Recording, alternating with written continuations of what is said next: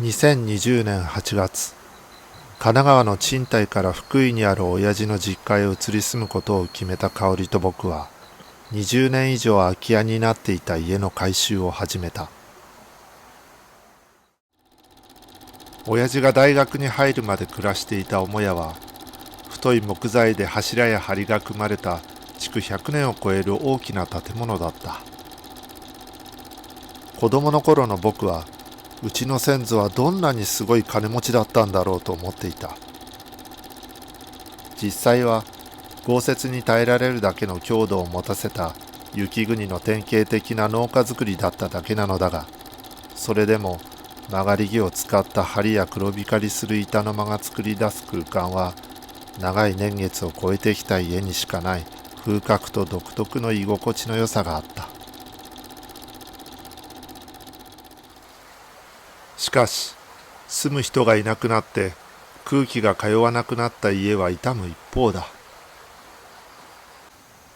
積雪から開口部を守るための雪囲いを何年もやりっぱなしにしていたこともあだとなって、雨漏りが激しく、素人の僕らが直せるレベルを超えていた。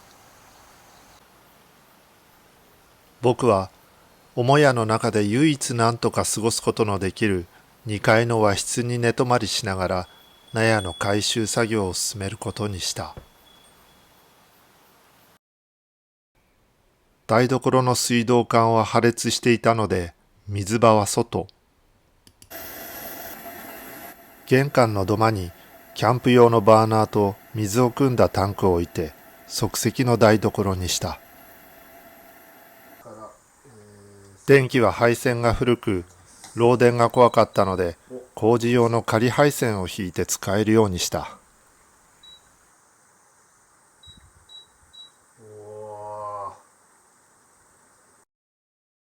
納屋は母屋と比べるとかなり小さいが、神奈川で住んでいた集合住宅とあまり変わらない広さがある。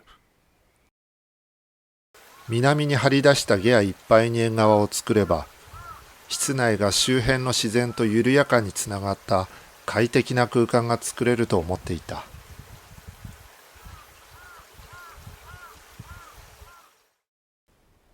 そのためにまずやらなければならないことは、穴の開いた壁の修理と外壁板の張り替えだ。だが、この段階で早くも行き詰まってしまった。作業には2階の軒下まで届く足場が必要だったが、それをどう設置したらよいのかわからなかったのだ。まずは地元の足場屋さんに依頼した場合の費用を聞いてみた。すると、概算で20万から30万円かかると言われ、業者に頼むことは無理だと分かった。あるもので何とかならないものかと考えていると、ふと香港に行った時のことを思い出した。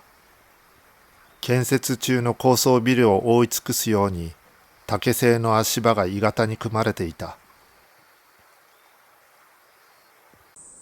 竹ならうちの敷地にもある。僕が子供の頃、ばあちゃんが野菜を作っていた畑が、今は竹やぶと化していたのだ。竹の組み方を調べてみると、番線と呼ばれる針金で固定することが分かった。五右衛門風呂を作った時に、ドラム缶と U 字工を固定した方法と同じだ。ただ、長物を扱うので手伝ってくれる人が必要だ。そんな折、8月の終わりに友人のカメラマン、八幡さんが神奈川から来てくれることになった。やるならその時しかないと僕は腹をくくった。早速、ノコギリを手に竹やぶに入る。八幡さんが来るまでに納屋全体を覆えるほどの竹を切り出すことは無理だが、最初に作業をしようと決めた東の壁の分だけでも切っておきたい。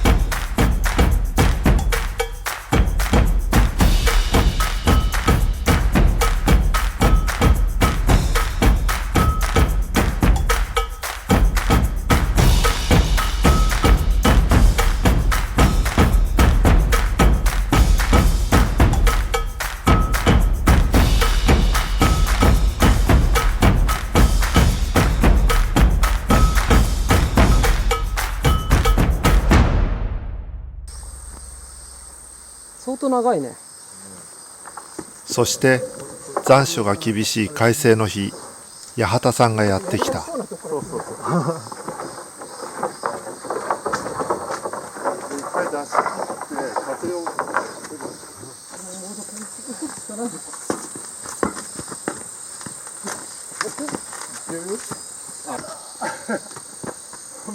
真ん中でも足りちゃうぐらいだ。一回置いて。全然いくね。あ、でも強度的には一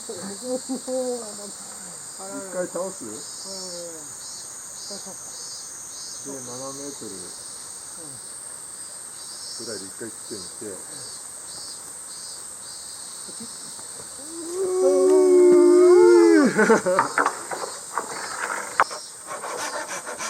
まずは支柱となる竹を立てるため、軒先のすぐ下に先端が来るよう長さを切り揃えなければならない。その際、竹の枝が目盛り代わりになって上から3つ目で切ればいいというように見当をつけやすかった。あ、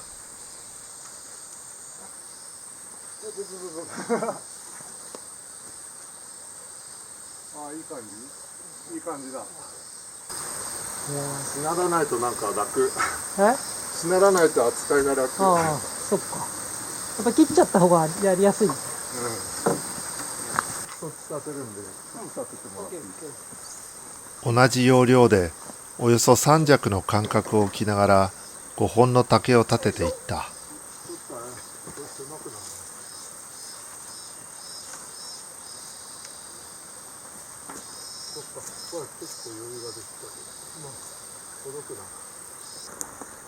支柱の根元に鉄の棒を打ち込み、番線を巻いてしっかり固定していく。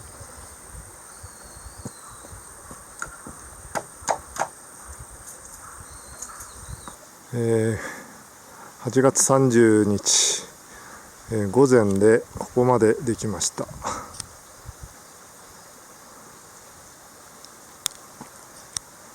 すごいね。結構がっちりできてます。上に伸ばしていきます。お疲れ。水浴びしよう。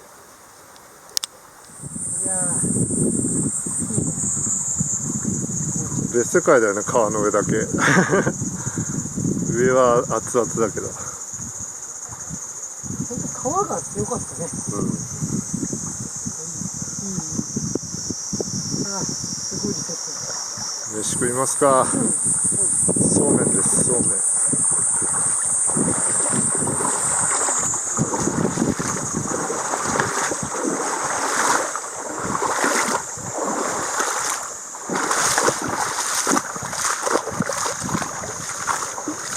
一気に冷えるんだよね。ここに手とか足入れると生き返る。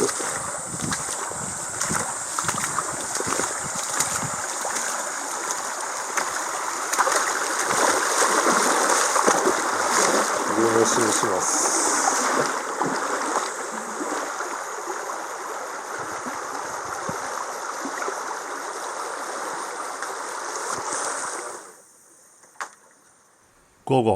午前中に立てた支柱に別の竹を横に渡して番線で固定していく。ハーネスと命綱を用意していたのだが、とっさに見当たらず、ヘルメットをかぶって慎重に作業した。八幡さんには一番下の段にいてもらって、手が届く範囲の作業と工具や資材の受け渡しをお願いした。一人と二人は人数でいうと単に倍の違いでしかないが、作業量で考えた場合、その違いはもっと大きなものになる。長い竹を立てたり運んだりするときはもちろんだが、高い足場にいるときに必要なものを渡してくれるだけでも、自分一人でその都度上り下りした場合の運動量と比べると、その違いは計り知れない。だから、二人で作業することは、手間もスピードも精神的にも一人でするときにかかる負担を3分の1や4分の1に軽減してくれることになる。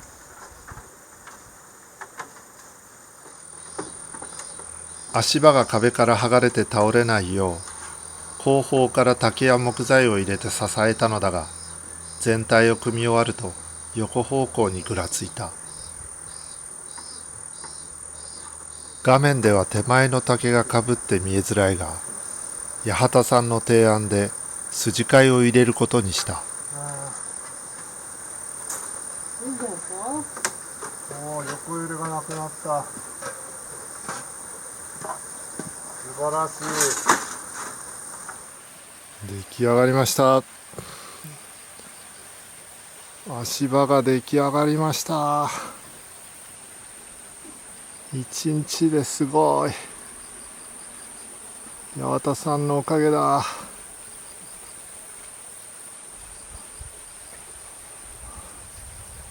お、役者が来ました。ありがとうございました。お疲れ様でした。いやー、素晴らしい。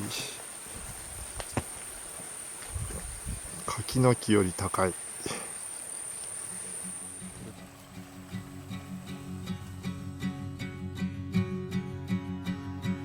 組み終わった足場を見て八幡さんが言った。実は足場なんてできっこないと思ってたんだ。やってはみたものの、やっぱり無理だったねってなるんじゃないかって思ってた。でもできちゃったね。感動したよ。僕は必ずやってやると心に決めていたが、そう言われてみると本音は同じだった。これまでの人生でこんなに大きな構造体を作ったことなんかなかったんだし、作り方もわからなかったんだから。でも今それが目の前にある。このボロ屋を住める家に直すという途方もない作業の中で、未経験でも手を尽くせばできるんだと手応えを感じた初めての瞬間だった。